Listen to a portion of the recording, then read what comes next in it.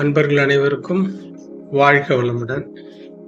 இன்று நாம் ஞானக்களஞ்சியம் 2 புத்தகத்திலிருந்து பாடல் எண் 1629 பக்கம் 579 இறைநிலை இன்பம் என்ற சாமிஜியோட பாட்டை பற்றி சிந்திக்க இருக்கிறோம். பாட்டு: இறைவனை கண்டு கொண்டேன், அறிவாய் இறைவனை காணுகின்றேன், குறைவின்றி குற்றமின்றி குணத்தில் உயர் அறிவாய் மறைபொருளாக உள்ள மாபெரும் மெய்ப்பொருளாய். எப்படி இறைவனை கண்டுகிட்டதா சாமி சொல்றாங்கன்னா, குறை இல்லை, குற்றம் இல்லை, குணத்தில் உயர்ந்த குணமாக இருக்கிற மறைப்பொருளாக உள்ள மாபெரும் மெய்ப்பொருளாக இறைவனை கண்டுக்கிட்டேன்னு சொல்கிறாங்க. அப்போ இந்த நிலையை அடைவதற்கான முயற்சி தான் நம்முடைய தவங்கள் எல்லாம். அடுத்த வரி சொல்கிறாரு பாருங்க: அறிவின் உயர் நிலையில் அன்பும் கருணையுமாய். நம்ம சொல்கிறோம் அன்பு கருணை தான் இயற்கையோட வெளிப்பாடுன்னு நம்ம கேள்விப்பட்டிருப்போம். எப்போ அறிவின் உயர்நிலையில் அன்பும் கருணையுமாய். அறிவு தான் தெய்வம், அது நம்மக்கிட்ட தான் இருக்குன்னு தெரிஞ்சிடுச்சுன்னா அது உணரும்போது ஏற்படக்கூடிய நிலை தான் அறிவின் உயர்நிலையில் அன்பும் கருணையுமாய் நெறியில் சிறந்த போது நீங்காத இன்ப ஊற்றாய். நெறி சொல்கிறோம்ல, நெறிமுறை, அதில் நெறியில் சிறந்த போது நீங்காத இன்ப ஊற்றாய். ஒழுக்கம் கடமையும் சொல்கிறோம்ல, அது மாதிரி அதில் ஒரு நெறி, அந்த நெறியை சரியாக பின்பற்றும் போது, அந்த வாழ்க்கை நெறியில் சரியாக வாழும்போது நெறியில் சிறந்த போது நீங்காத இன்ப ஊற்றாய். பொறியெனும் புலனைந்தில் பொங்கு தன் மாத்திரைகளாய்.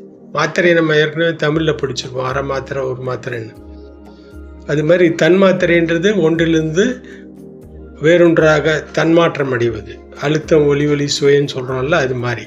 பொறியெனும் புலனைந்தில் பொங்கு தன் மாத்திரையாய் சிறிதும் பெரிதுமாக. சிறிதிலும் சிறிது, பெரிதிலும் பெரிது. எது?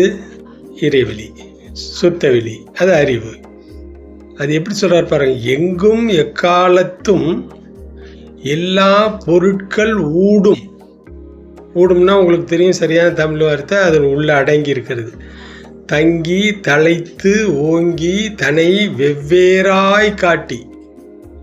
சின்ன விதை போட்டால் என்ன விதைன்னு தெரியாது, விளைஞ்சி வந்ததுக்கு அப்புறம் தான் தெரியுது இது கீரையா இல்லை நெல்லியா முருங்கையா மாவான்னு. எங்கும் எக்காலத்தும் எல்லா பொருட்களும் தங்கி தழைத்து ஓங்கி தன்னை வெவ்வேறாய் காட்டி பொங்கி ததும்பி இன்ப பூரிப்பாய் நிறைந்துள்ள. எவ்வளோ என்ன சொல்கிறது, அதை ஆழ்ந்து சொல்கிறார் பாருங்க. பொங்கி ததும்பி இன்ப பூரிப்பாய் நிறைந்துள்ள கங்குல் பகல் இரண்டின் காரண பொருளான. ககுல்னா இரவு, பகலுக்கான காரண பொருளான இறைவனை கண்டு. எப்படியெல்லாம் இறைவனை கண்டுக்கிட்டேன்னு இந்த பாட்டில் வரிசையாக சொல்லிட்டே வர்றாரு.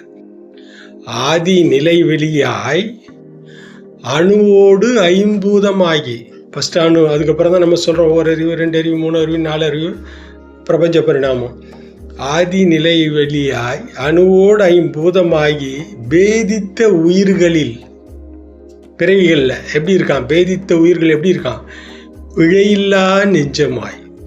இப்போ நம்மக்கிட்ட பிழை இருக்குது, பேச்சில், எண்ணம், சொல், செயலில். அதுக்கு என்ன காரணம் அப்படின்னா, இன்னும் நம்ம அந்த அளவுக்கு நெருங்கி இறைநிலை நெருங்கி வரல அப்படின்றத நம்ம தெரிஞ்சுக்கிறதுக்காக. வாதிக்க இடமின்றி, ஒன்றும் வாதிக்கலாம் முடியும், வாதிக்க இடமின்றி வளர் இயல்பூக்கமதாய். கீரையை போட்டால் இவ்வளோ நாளில் விளையும், பனையை வச்சவன் பார்த்துட்டு சாவான், தென்னையை வச்சவன் தின்னுட்டு சாவான்னு சொல்லுவாங்க. அது மாதிரி அதுபோல் வாதிக்க இடமின்றி வளரியல் ஊக்கமதாய்.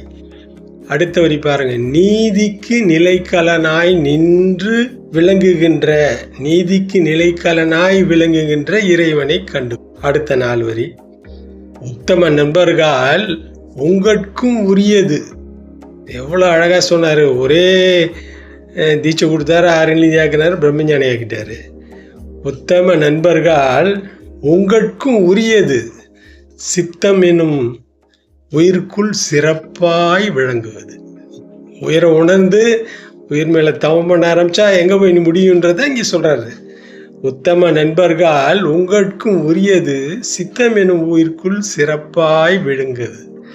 முக்தர்கள், நம்ம எல்லாம் ஞானிகள், ரிஷிகள், அந்த மாதிரி முக்தர்கள் அறிவினில் முழுமையாய் திகழ்வது. இத்தனை சிறப்போடும் எல்லோருக்குள்ளும் நிறைந்த இறைவனை கண்டு கொண்டேன். சாமிஜி எப்பொழுதுமே டிக்ளேர் தான் பண்ணுறாங்க, கண்டுக்கிட்டேன். சந்தேகம், ஐயத்தில் எந்த வார்த்தையும் சொல்ல எந்த பாடல்லையும். அதுபோல் மீண்டும் ஒரு வாய்ப்பில் சந்திப்போம். நன்றி. வாய்ப்பிற்கு வாழ்க வளமுடன், வாழ்க வளமுடன், வாழ்க வளமுடன்.